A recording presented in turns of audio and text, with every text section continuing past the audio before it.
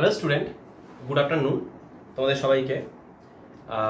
কালকে আমি issue of শেয়ারসের ফার্স্ট পার্ট আপলোড করেছিলাম।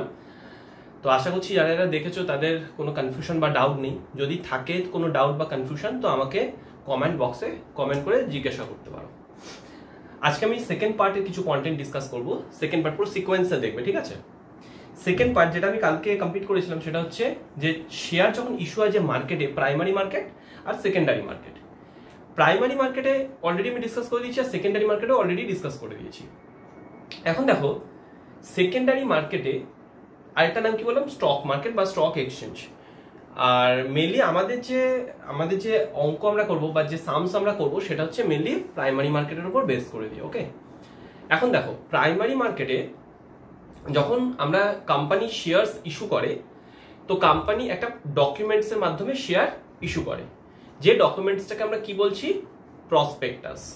আমি এখানে লিখছি, দেখো এখানে লিখছি আমি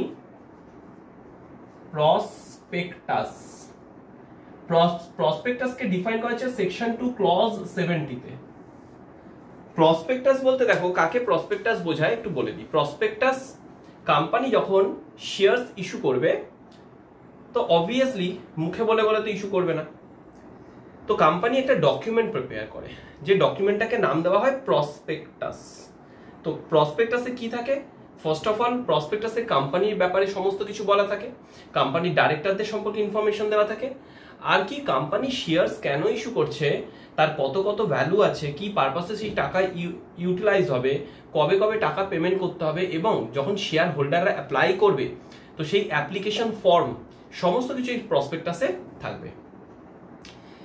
তো এটাকে তো প্রসপেক্টাস বলবো, কিন্তু অ্যাজ পার কোম্পানিজ অ্যাক্ট 2013 এটাকে প্রসপেক্টাস বলার সাথে সাথে বলেছি ইট ইনক্লুডস, এর সাথে আরো ইনক্লুড কি হয়ে যাবে, যে কোনো ডকুমেন্ট, যে কোনো নোটিশ, যে কোনো সার্কুলার, যে কোনো ইনফরমেশন, যে কোনো মেমোরেন্ডাম, যে কোনো লেটার যেটা পাবলিককে ইস্যু করা হচ্ছে, পাবলিকদের থেকে ইনভাইটেশন, পাবলিকদের থেকে শেয়ারস বা সিকিউরিটিসকে পাবলিকরা যাতে অ্যাপ্লাই করে, পাবলিকরা যাতে কেনে, পারচেস করে, সেই পারপাসের জন্য যদি কোনো ডকুমেন্ট সার্কুলার ইনক্লুড করা হয় তো সেটা কিন্তু এই প্রসপেক্টাসের মধ্যে ইনক্লুড হয়ে যাবে। তো এটা গেল প্রসপেক্টাসের পার্ট। এখন দেখো যখন কোম্পানি শেয়ারস ইস্যু করবে তো এখানে একটা খুব ইম্পর্টেন্ট জিনিস বলে রাখি তোমাদেরকে, সেটা হচ্ছে কি, সেটা হচ্ছে দেখো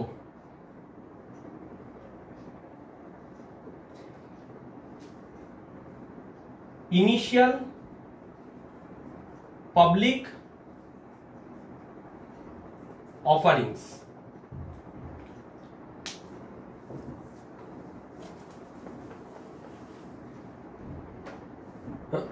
সরি, ইনিশিয়াল পাবলিক অফারিংস না, এটা হয়ে যাবে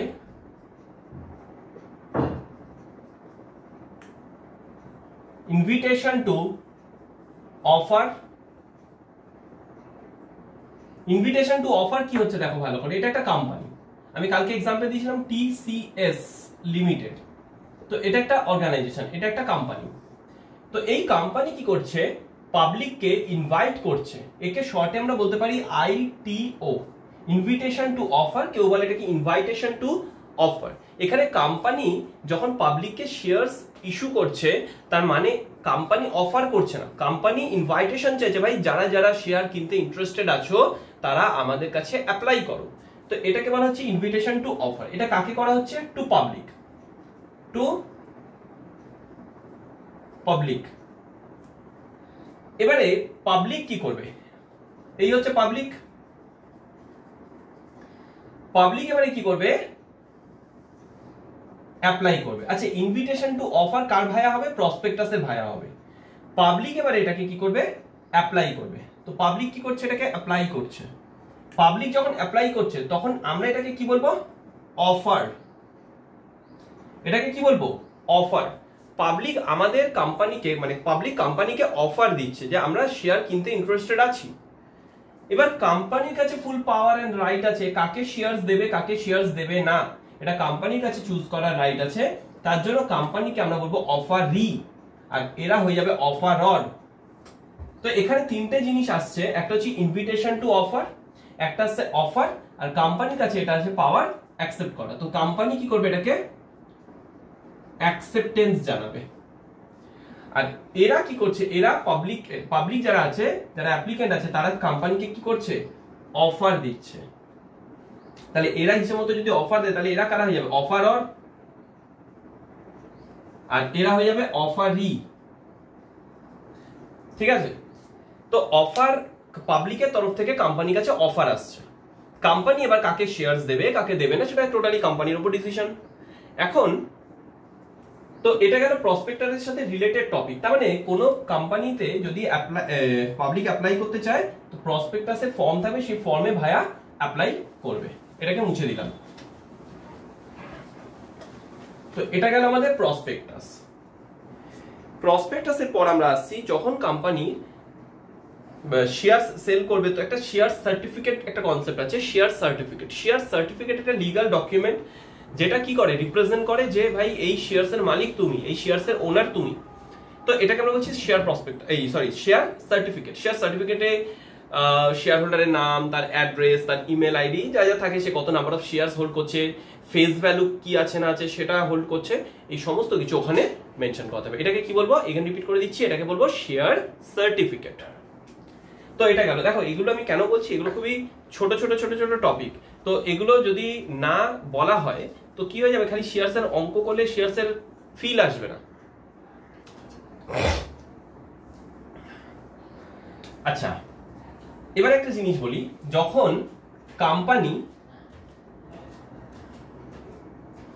কোম্পানি পাবলিককে কি করবে, ইনভিটেশন টু অফার করবে, আইটিও করবে, ইনভিটেশন টু অফার করবে, তো পাবলিক এদেরকে করবে অফার, আর এরা করবে অ্যাকসেপ্টেন্স। এবার পাবলিক যখন অ্যাপ্লাই করছে, এইখানে একটু বোঝার ব্যাপার আছে। কোম্পানি সাপোজ 10,000 শেয়ারস ইস্যু করছে, কোম্পানি সাপোজ 10,000 শেয়ারস ইস্যু করছে, কাকে, পাবলিককে। এখন দেখো পাবলিক যে অ্যাপ্লাই করবে, নাম্বার অফ শেয়ারস বলছি, পাবলিক যে অ্যাপ্লাই করবে, যদি 10,000টি পাবলিক অ্যাপ্লাই করে, পাবলিক যদি 10,000 শেয়ারসই অ্যাপ্লাই করে, তো এটাকে আমরা কি নাম দিই, এটাকে আমরা বলে থাকি ফুল সাবস্ক্রিপশন। এটাকে আমরা কি বলে থাকি, ফুল সাবস্ক্রিপশন।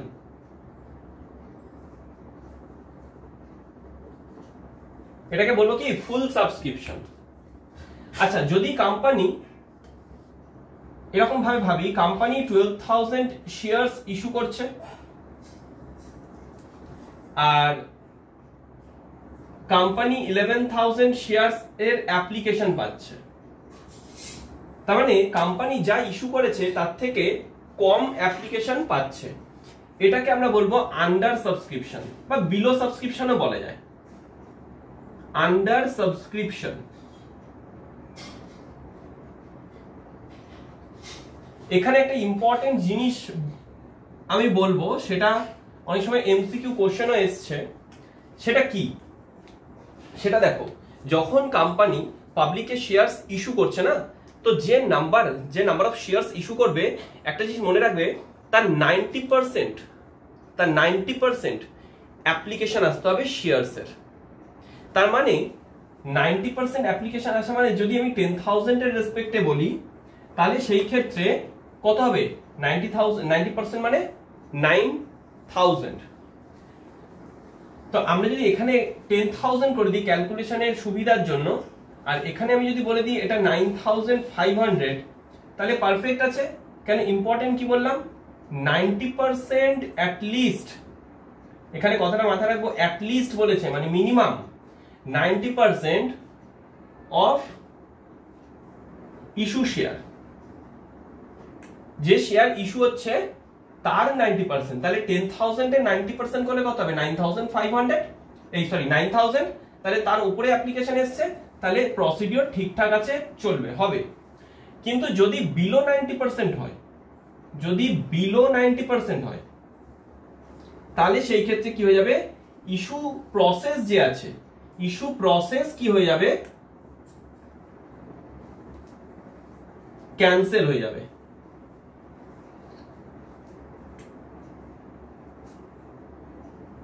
ইস্যু প্রসেস ক্যান্সেল হয়ে যাবে। আর হয় না যখন কোম্পানি অ্যাপ্লিকেশন কোম্পানি যখন শেয়ার ইস্যু করবে তার তো একটা ওপেনিং ডেট ক্লোজিং ডেট থাকবে। তো ক্লোজিং ডেট থেকে নিয়ে 15 ডেজ এর মধ্যে, ক্লোজিং ডেট থেকে নিয়ে 15 ডেজ এর মধ্যে কি করতে হবে, যত টাকা কোম্পানি রিসিভ করেছে সবকিছুকে কি করতে হবে, রিফান্ড করে দিতে হবে। তাহলে আমি কি বললাম, বোঝা গেল যে কোম্পানি যদি 10,000 শেয়ারস ইস্যু করে আর কোম্পানি যদি অ্যাটলিস্ট 90% পায় তাহলে ইস্যু প্রসেস কন্টিনিউ হবে। আর যদি বিলো 90% পায়, এমসিকিউ কোশ্চেন এসে কত পার্সেন্ট, 90% কার, ইস্যু শেয়ারসের 90%, বিলো 90% যদি হয়ে যায় না তাহলে এন্টায়ার ইস্যু প্রসেস ক্যান্সেল হয়ে যাবে। আর উইদিন 15 ডেজ কোম্পানিকে কি করতে হবে, যত টাকা রিসিভ করেছে রেসপেক্টিভ শেয়ার হোল্ডার অ্যাপ্লিকেন্টদেরকে আমরা টাকা ফেরত দিয়ে দেবো। তো এটা গেল আন্ডার সাবস্ক্রিপশন। ঠিক আছে, এবার আমি আসছি নেক্সট পার্টে, সেটা হচ্ছে কি, যদি এমন হয় 10,000 শেয়ারস কোম্পানি ইস্যু করেছে আর কোম্পানি 12,000 রিসিভ করেছে, 12,000 শেয়ারস রিসিভ করেছে, এটাকে আমরা বলবো ওভার সাবস্ক্রিপশন। এটাকে কি বলবো, ওভার সাবস্ক্রিপশন। এটাকে আমরা বলবো ওভার সাবস্ক্রিপশন। এবার দেখো ওভার সাবস্ক্রিপশনের ক্ষেত্রে কিছু কেসেস এসে যাবে। এখানে কত এক্সট্রা পেয়েছে, এখানে আমরা দেখতে পাচ্ছি 2000 এক্সট্রা বা এক্সেসও বলতে পারি। এই এক্সট্রাকে কোম্পানি তিনটে জিনিস করতে পারে, তিনটে কেস করতে পারে, একটা কেস 1, একটা কেস 2, একটা কেস 3। কি তিনটে কেস করতে পারে, একটা হচ্ছে এক্সেস যে 2000 আছে, এক্সেস যে 2000 আছে এটাকে রিফান্ড করে দিক, এক্সেস যে 2000 আছে এটাকে কি করে দেবে, রিফান্ড করে দিতে পারে। সেকেন্ড যে কেসটা করতে পারে, এই এক্সেস 2000 টাকে নেক্সট ইনস্টলমেন্টে অ্যাডজাস্ট করে দিতে পারে, মানে প্রো রাটা করতে পারে, প্রো রাটা করে দিতে পারে। এবার প্রো রাটা কি আছে না আছে এটা আমার বোঝানোর ব্যাপার আছে, এটা বোঝাবো আমি। এবারে কেস 3, কেস 3 তে যেটা বলছে সেটা পার্শিয়াল রিটার্ন বা রিফান্ড। সাপোজ আমি ধরলাম 5000 আমরা রিফান্ড করে দিলাম, সে 5000 আমি এখানে লিখছি, রিফান্ড সে 500, আর ব্যালেন্স যেটা থাকবে সেটাকে আমরা প্রো রাটা করে নিতে পারি। প্রো রাটা কত, 1500। তো এই তিনটে কেস করা যেতে পারে, তিনটে কেস করা যেতে পারে।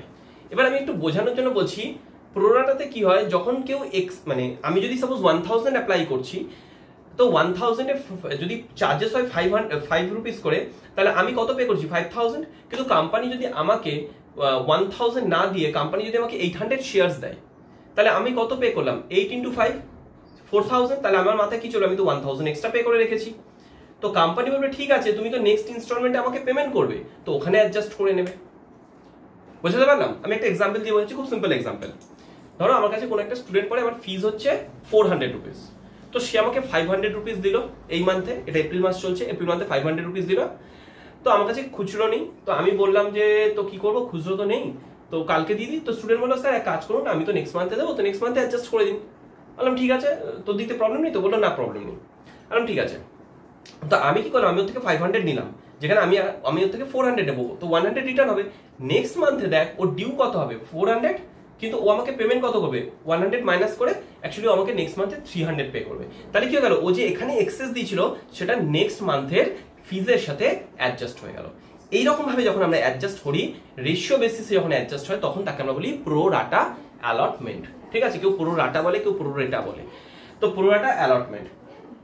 তো এটা হচ্ছে তিনটে কেস। তো কখনো কখনো কেসে এরকমও করতে পারি আমরা যে 2000 যে এক্সেস এসেছে সেখানে 500 আমরা রিফান্ড করে দিলাম, বাকি 1500 কে রেশিও বেসিসে ডিস্ট্রিবিউট করে দিলাম। তো এটাকে আমরা বলছি প্রো রাটা অ্যালটমেন্ট। বলে দিই, ওয়েস্ট বেঙ্গল বোর্ডে, যেটা ক্লাস 12 এর সিলেবাস যদি বলি, ওয়েস্ট বেঙ্গল বোর্ডে প্রো রাটা অ্যালটমেন্টের সিলেবাসে নেই। এই বছর 2024 এর যে অ্যাকাউন্টস এর কোশ্চেন পেপার এসেছে, এখানে বাই মিস্টেক প্রো রাটা অ্যালটমেন্ট দিয়ে দেওয়া হয়েছে। এটা একদমই সিলেবাসে প্রো রাটা অ্যালটমেন্ট নেই, কোনো বছর আসে না প্রো রাটা অ্যালটমেন্ট, কেন সিলেবাসে নেই। আর সেকেন্ড যেটা হচ্ছে, এটা সিবিএসসি আইএসসি দের প্রো রাটা ছাড়া অঙ্কই হবে না, ওদের সিলেবাসে প্রো রাটাই দেবে। ঠিক আছে, প্রো রাটা দেবে এবং ক্যাটাগরি অ্যালটমেন্ট মানে ক্যাটাগরি সাম দেবে, যেখানে ক্যাটাগরি এ বি সি বা ক্যাটাগরি 1 2 3 এরকম থাকবে, তার সাম দেবে। তো যাই হোক না কেন, আশা করছি এই জায়গাটা আমি বোঝাতে পেরেছি। এটাকে আমি ক্লিন করে দিচ্ছি, যদি কারোর মনে হয় যে এগুলো কপিতে নোট ডাউন করতে থাকবে, ভিডিও পজ করে করে নোট ডাউন করে নিও, অনেক হেল্প করবে। শেয়ারস কেন যে কোনো অ্যাকাউন্টস এর চ্যাপ্টার থিওরি ভালো করে বুঝতে হবে, তবে গেলে অ্যাকাউন্টস এর চ্যাপ্টার ভালো কন্ট্রোলে আসবে, নাহলে অ্যাকাউন্টস এর চ্যাপ্টার কিন্তু কন্ট্রোলে আসবে না, প্রবলেম ক্রিয়েট করবে, অ্যাকাউন্টস মাথায় ঢুকবে না। আচ্ছা নেক্সট যেটা বলবো, এটা গেল আমাদের সাবস্ক্রিপশনস এর পার্ট। এবার দেখো শেয়ার যে ইস্যু হয়, শেয়ার যে ইস্যু হয় তার প্রাইস যদি বলি, তার প্রাইস যদি বলি, তাহলে একটা হচ্ছে অ্যাট পারে ইস্যু হয়, অ্যাট পার। অ্যাট পার বলতে কি বোঝাচ্ছে, যখন ফেস ভ্যালু ₹10, ধরে নাও একটা শেয়ারের ফেস ভ্যালু ₹10, কোম্পানি 10 রুপিসেই ইস্যু করেছে, কোম্পানি ইস্যু করেছে 10 রুপিস, এটা হচ্ছে ইস্যু প্রাইস। আমি এখানে পাশে লিখে দিচ্ছি ইস্যু প্রাইস ₹10। তো এটাকে বলবো অ্যাট পার। অ্যাট পার কি, ফেস ভ্যালু শেয়ার যে 10 টাকা শেয়ার 10 টাকাতেই ইস্যু করা হয়েছে, এটাকে বলবো অ্যাট পার। আরেকটা হয় কি at premium. At premium, premium বলতে যদি ফেস ভ্যালু 10 রুপিসই হয়, তাহলে ইস্যু প্রাইস, আমি আইপি করে দিচ্ছি, ইস্যু প্রাইস সাপোজ 12 টাকা, তো এখানে কি হবে 10 + 2, ফেস ভ্যালু 10 রুপিস বা রেজিস্টার্ড বা নমিনাল ভ্যালু 10 রুপিস, আর 2 রুপিস যেটা নেওয়া হবে এটাকে বলা হবে প্রিমিয়াম। প্রিমিয়ামকে আমরা বলে থাকি সিকিউরিটিজ প্রিমিয়াম। এছাড়া অ্যাট ডিসকাউন্ট,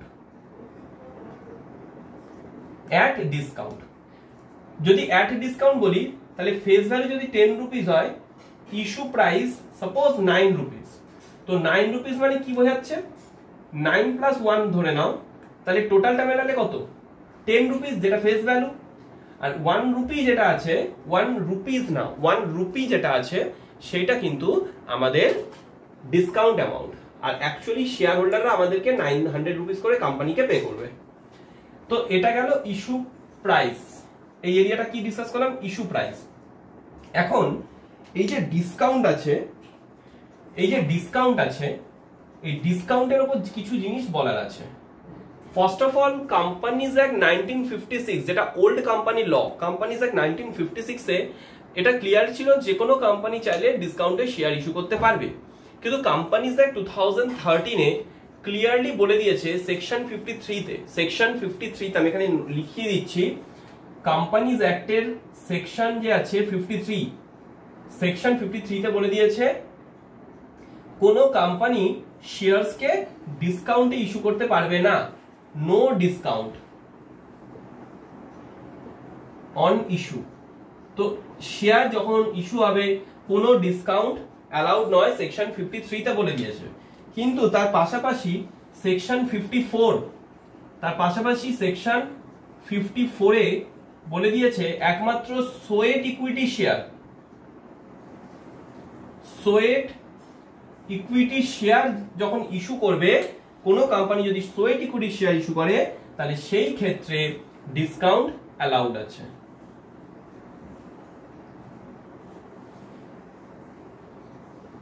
তাও based on some condition.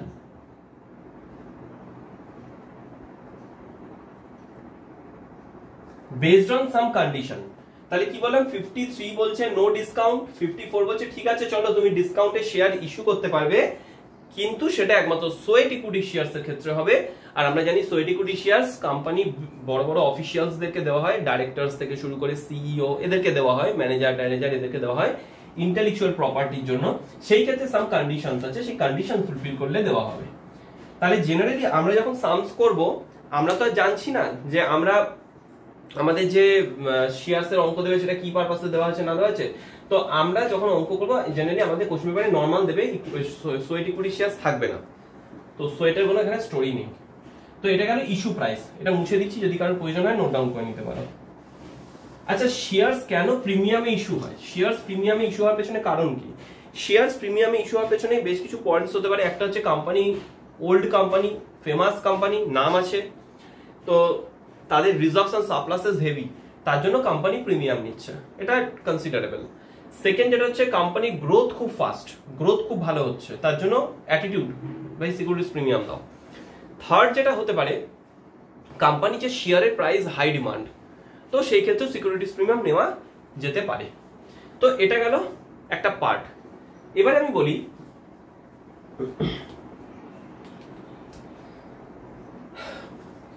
Share যখন ইস্যু করবে, শেয়ার ইস্যু ফর, এখানে ফর ইউজ করা হয়েছে, তাহলে এখানে দুটো সিচুয়েশন, একটা হচ্ছে আদার দেন ক্যাশ, আদার দেন ক্যাশ, আর 2 নাম্বার হচ্ছে ক্যাশ। আদার দেন ক্যাশ আর এটা হচ্ছে ক্যাশ। একটু বুঝিয়ে দিই, দেখো যখন কোম্পানি শেয়ারস ইস্যু করছে, তো শেয়ার ইস্যু করা মানে আমাদের একটা ধারণা তৈরি হয় কি কোম্পানি টাকা পাবে, রাইট? কিন্তু শেয়ার ইস্যু করছে টাকার বদলে, মানে সরি টাকার বদলে বলছি, মানে কোনো কিছুর বদলে, কোনো সার্ভিসের বদলে হতে পারে, কোনো অ্যাসেটের বদলে। ধরো কোনো কোম্পানি, বড় কোম্পানি যার থেকে আমরা 50 লাখসের অ্যাসেট কিনেছি, আমাদের কোম্পানি 50 লাখসের অ্যাসেট কিনেছে, কোম্পানি 50 লাখস ভ্যালুর শেয়ারস দিয়ে দিল, তাহলে কোম্পানি শেয়ারস দিল, তার রেসপেক্টে কোম্পানি কিন্তু কোনো টাকা পেলো না, এই জন্য এটাকে বলা হয় share issued for other than cash. আচ্ছা, আমরা এখানে ক্যাশ টার্মস ইউজ করলেও কোম্পানি অ্যাক্ট ক্লিয়ারলি বলে দিয়েছে শেয়ারের প্রাইস কোম্পানি ক্যাশে নিতে পারবে না, টোটালি বাই ব্যাংক হবে, কোম্পানি এখানে নিতে পারবে না, এটা ঠিক আছে।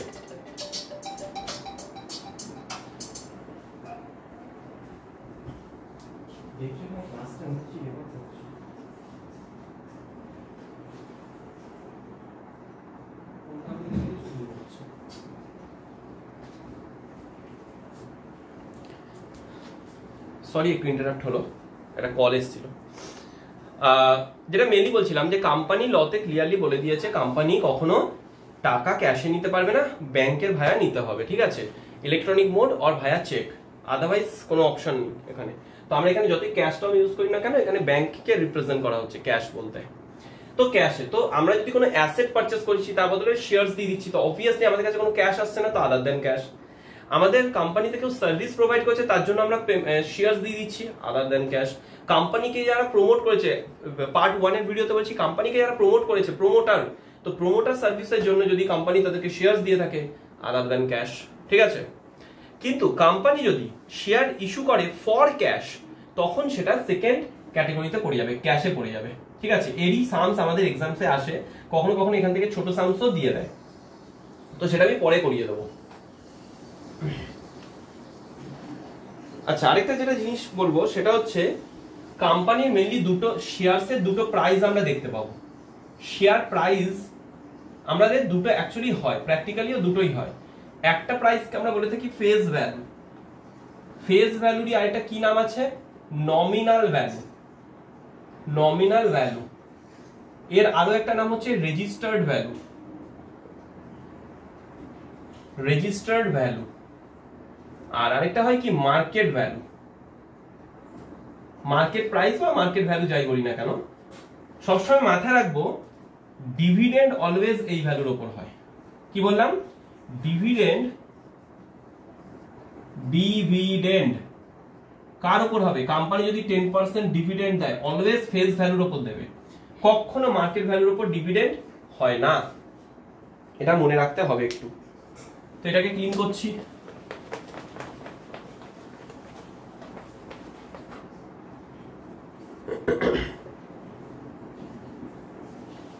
আচ্ছা, এরপরে যেটা বলবো, কোম্পানি যখন প্রাইস কালেকশন করে, কোম্পানি যখন প্রাইস কালেকশন করে, প্রাইস কালেকশন করে কার ভায়া করবে, শেয়ার ইস্যু করে করবে। তো সেই টাইমে দুটো ভাবে কোম্পানি কালেক্ট করতে পারে, একটাকে আমরা বলে থাকি লামসাম, LUM। আচ্ছা, একটা জিনিস বলবো, পি সাইলেন্ট হবে, পি এ প্রনাউন্স হয় না, হ্যাঁ, লাম্প সাম বলবো না, আমরা বলবো লাম সাম, লাম সাম। তো লাম সাম মানে ফেস ভ্যালু যদি আমাদের 10 টাকা হয়, কেউ যদি 5000 শেয়ার অ্যাপ্লাই করছে, তো ভাই তোমাকে একেবারে 50,000 দিয়ে দিতে হবে। এই গেল লামসাম। আরেকটা হয় কি, বাই ইনস্টলমেন্ট। বাই ইনস্টলমেন্ট, ইনস্টলমেন্টের ক্ষেত্রে ফার্স্ট যে ইনস্টলমেন্ট হবে সেটা অ্যাপ্লিকেশনের সাথে দিতে হবে। এবার আমি এটা একটু বলবো, এটা একটা স্টোরি আছে, অ্যাপ্লিকেশনের সাথে দিতে হবে। আমি আগে নামগুলো লিখে দিই। ফার্স্ট ইনস্টলমেন্টের নাম হচ্ছে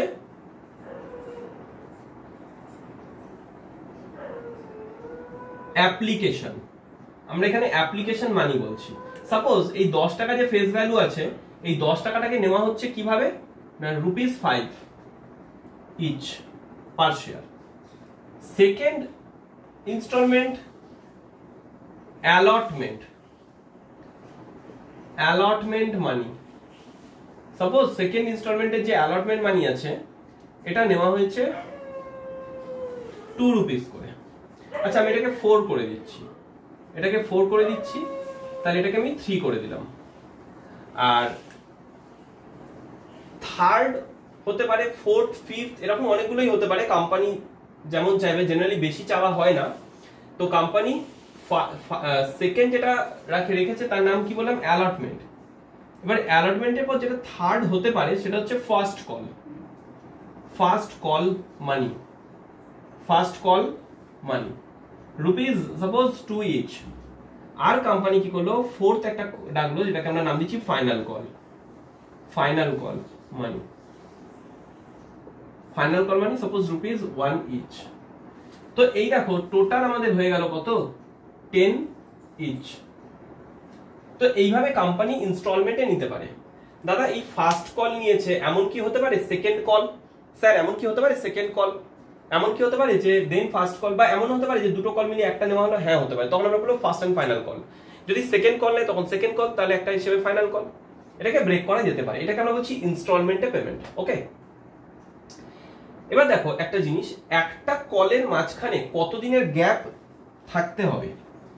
একটা কলের মাঝখানে বিটুইন টু কল যদি বলি, কত দিনের গ্যাপ থাকতে হবে, 30 ডেজের, 30 ডেজের গ্যাপ থাকতে হবে।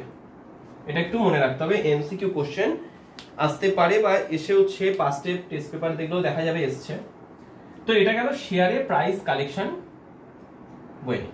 এবার আমি বলি যে আজকে যখন কোনো কোম্পানি শেয়ার ইস্যু করবে, ঠিক আছে, কালকে ভিডিওতে পার্ট 1-এ আমি বলেছিলাম টাটা টেলিকমিউনিকেশন, যেহেতু হচ্ছে তো পড়াচ্ছি, ক্যামেরা অন আছে দেখছি, তো ওটা স্লিপ অফ টাং হয়ে গেছে, ওটা টাটা টেলিকমিউনিকেশন হবে না, ওটা হবে টাটা টেকনোলজিস লিমিটেড। ঠিক আছে, টাটা টেকনোলজিস লিমিটেড।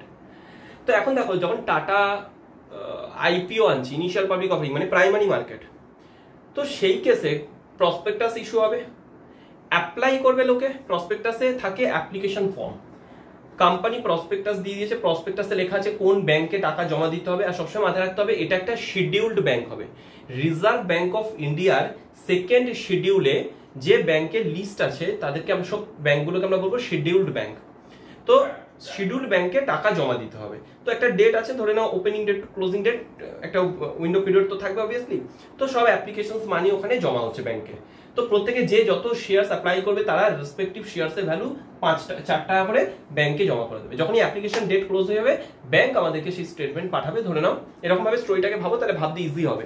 ব্যাংক আমাদেরকে পাঠাবে, তখন আমাদের অ্যাকাউন্টেন্ট কি করবে, তার এন্ট্রি পাস করবে। হয়ে গেল। সেকেন্ড ইনস্টলমেন্ট 30 দিন পর ডাকবো। 30 দিন বাদে কি করা হবে, এখন তার লেটার পাঠানো হয় না, এখন ধরে নাও মেল করে দেওয়া হচ্ছে, ফ্যাক্স করে দেওয়া হচ্ছে। তো বোর্ড অফ ডাইরেক্টররা তাদেরকে ফ্যাক্স করে দিয়ে বলে ভাই চলো এবার নেক্সট অ্যালটমেন্টে টাকা দাও আমাদেরকে। এই যখনই টাকা চাওয়া হবে এটাকে বলা হবে ডিউ, মানি কত ডিউ হচ্ছে, তো টাকা চাওয়া হবে, ভাই দাও টাকা দাও টাকা দাও। তো ওরা সেই রেসপেক্টিভ ডেটে টাকা জমা করে দেবে ব্যাংকে। এগেন আমাদের অ্যাকাউন্টেন্ট কি করবে, তার রেসপেক্টিভ এন্ট্রি পাস করবে, and so on. First call, second কলও সেম, ফাইনাল কলও সেম। টাকা চাওয়া হবে, টাকা দেবে, due money receive, due money receive, আগে ডিউ তারপরে মানি রিসিভ। এটা কনস্ট্যান্ট চলতে থাকবে। ফার্স্টের কেসে উল্টো হয়, ফার্স্টের কেসে আগে মানি রিসিভ হয়, তারপরে আমরা ওটাকে ক্যাপিটালে ট্রান্সফার করবো। আর সেকেন্ড, থার্ড, ফোর্থ এগুলোতে কি হবে, আগে মানি ডিউ হবে, then money receive, money due money receive, and so on চলতে থাকবে। তো এটা আমরা এইভাবে অ্যাকাউন্ট এরিয়াতে দেখবো। ঠিক আছে,